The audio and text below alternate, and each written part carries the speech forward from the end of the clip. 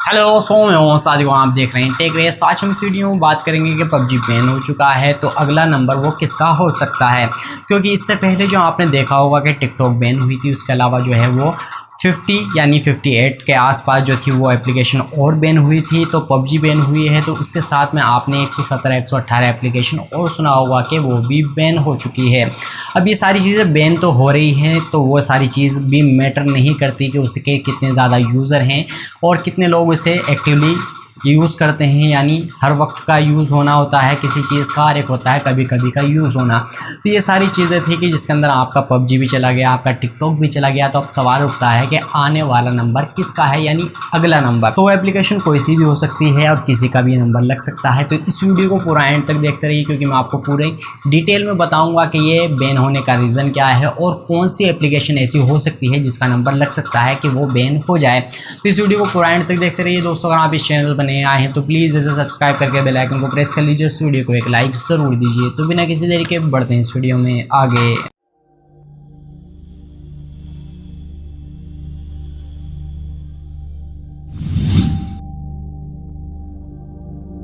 दोस्तों कोई सी भी एप्लीकेशन जो है वो बैन हो सकती है, क्योंकि गवर्नमेंट की जो पॉलिसी होती है किसी एप्लीकेशन को हर कंट्री की अलग अलग होती है और उसको फुलफिल करना, यानी जो भी उसे एक्सेप्ट करना होता है वो हर एप्लीकेशन की जिम्मेदारी होती है कि वो उसी रूल और रेगुलेशन को फॉलो करे जो गवर्नमेंट ने बोले हैं। अगर उससे अलावा कुछ भी बोला जाता है, कुछ भी किया जाता है तो वो बैन हो सकती है, इसमें कोई डाउट नहीं है।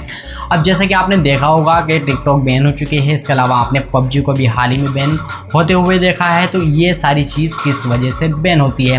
मेन रीज़न तो हमारा बॉर्डर से रिलेटेड है कि आपको पता ही होगा कि चाइना के साथ हमारे जो कनेक्शन है वो आजकल सही नहीं है और बॉर्डर पर जो है वो आपको टेंशन देखने को मिल रही है।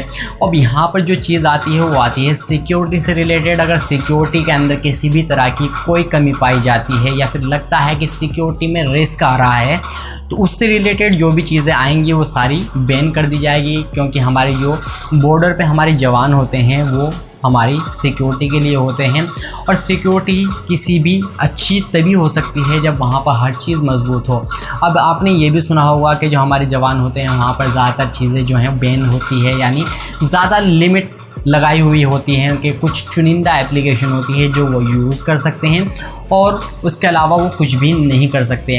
अब वो एप्लीकेशन भी वही इजाज़त होती है कि जिसके अंदर आपको पूरी तरीके से पता हो कि यहाँ पर जो है आपका डाटा इधर से उधर नहीं हो सकता है, क्योंकि जब आप बात करेंगे तो हो सकता है कि कुछ इन्फॉर्मेशन इस तरह की दूसरी जगह चली जाए, तो वो किसी तरह का रिस्क नहीं लिया जाता है। तो यहाँ पर आपने देखा होगा कि जितनी भी एप्लीकेशन बैन हो रही है वो ज़्यादातर चाइना से रिलेट करती हैं, और चाइना से रिलेट करती हैं तो इसका मतलब यही होता है कि जितनी भी एप्लीकेशन चाइनीज़ हैं और उसके अंदर जो डाटा होता है आपके एप्लीकेशन का जो आप यूज़ करते हैं, ऑनलाइन डाटा आपका जाता है तो उसका जो सर्वर होता है वो चाइना में आपको देखने को मिलेगा। अब चाइना में जब सर्वर होगा तो जाहिर सी बात है कि जिस कंपनी की एप्लीकेशन होती है वो वहाँ की गवर्नमेंट के रूल को फॉलो करना होगा उसे। अगर वो गवर्नमेंट बोलती है वहाँ की तो उन्हें उसका डाटा चाहिए तो वो एप्लीकेशन उसे देगी, क्योंकि उसे वहाँ पर रहना भी है और अपनी एप्लीकेशन को चलानी भी है।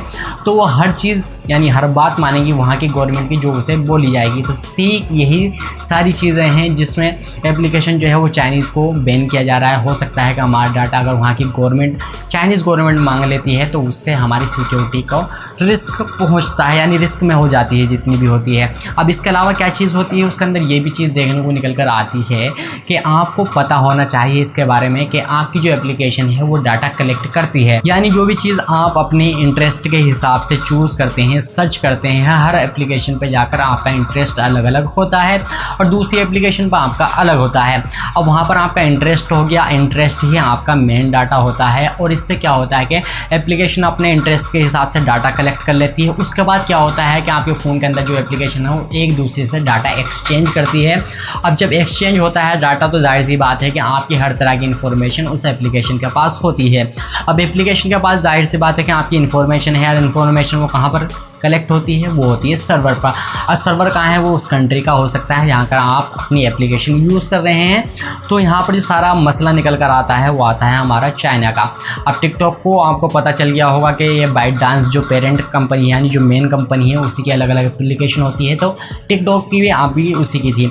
अब जैसे कि पबजी के बारे में आप सुन रहे हैं, तो पबजी जो मेन है, हालांकि एप्लीकेशन बहुत सारी बैन हुई है, लेकिन हम इसका जिक्र इसलिए कर रहे हैं क्योंकि हम ज़्यादातर इसका यूज़ करते हैं और एप्लीकेशन जो है वो कुछ लोग इस्तेमाल करते हैं, कुछ नहीं करते हैं। तो ये जो इसके अंदर आपने देखा होगा कि जब आप अपने पबजी को स्टार्ट करते हैं तो वहाँ पर आपको टेंसेंट गेम का एक लोगो दिखता होगा। अब क्या है कि आपकी जो गेम होती है, जो पबजी है, वो मेनली साउथ कोरिया की है। वहाँ के लोगों ने यानी जो उसके सॉफ्टवेयर इंजीनियर हैं उन्होंने वो गेम तैयार किया था, लेकिन इसके अंदर पार्टनरशिप यानी थोड़ा बहुत जो पैसा है यानी हिस्सेदारी खरीदी गई है वो टेंसेंट गेम ने खरीदी थी, यानी 10 से 15% के आसपास जो है वो आपका पबजी का जो शेयर है वो टेंसेंट वालों के पास है। इसी वजह से वो आपको लोगो दिखता है। अब जाहिर सी बात है कि जब टेंसेंट जो चाइनीज़ कंपनी है वो उसके साथ में कोलेब्रेशन उसने किया हुआ है, तो जाहिर सी बात है कि आपका डाटा उसके पास भी जाएगा। अब इस तरह का डाटा जाएगा तो जाहिर सी बात है कि सिक्योरिटी का फिर वही क्वेश्चन आ जाएगा। क्वेश्चन आएगा तो जाहिर सी बात है कि हम चाइना से रिलेटेड कोई सी भी चीज़ का रिस्क नहीं ले सकते। इसी वजह से पबजी को भी बैन करना पड़ा।